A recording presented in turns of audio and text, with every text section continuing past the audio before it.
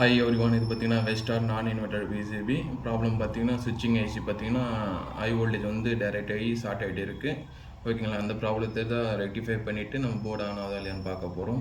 இப்போ பார்த்தீங்கன்னா இந்த ஐசி பார்த்தீங்கன்னா ஐசி ஃபுல்லாகவே வெடிஞ்சிட்டு இருக்குது. வெடிஞ்சிட்டு மேலே என்ன நம்பர்னே தெரியல. ஐசி ஒன்று வாங்கி ரீப்ளேஸ் பண்ணலான்னு பார்த்தா, ஸோ அதுக்காக சொல்யூஷன் பார்த்தீங்கன்னா மாடியில் போட்டு நான் ஆன் பண்ண போகிறேன். ஆன் ஆகுது இல்லையான்னு பார்க்க போகிறோம்.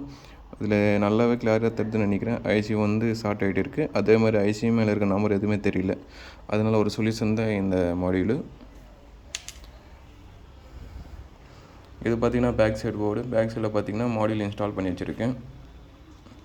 இங்கே தான் அந்த ஐசி இருந்தது, ஸ்விட்சிங் ஐசி. அது பார்த்திங்கன்னா ஸ்விட்சிங் ஐசி ஃபுல்லாகவே டேமேஜ் ஆகிட்டு இருக்குது. அதனால் ரிமூவ் பண்ணிட்டு இருக்கேன். அதனால் ரிமூவ் பண்ணிட்டு ஒரு போர்டு நம்ம ஆன் பண்ணி கஸ்டமர் கொடுக்கறதுக்காக ஒரு மாடியூல் யூஸ் பண்ணியிருக்கோம்.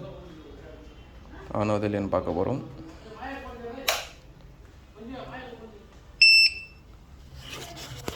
அப்போ பார்த்தீங்கன்னா போர்டு ஆன் ஆயிடுச்சு.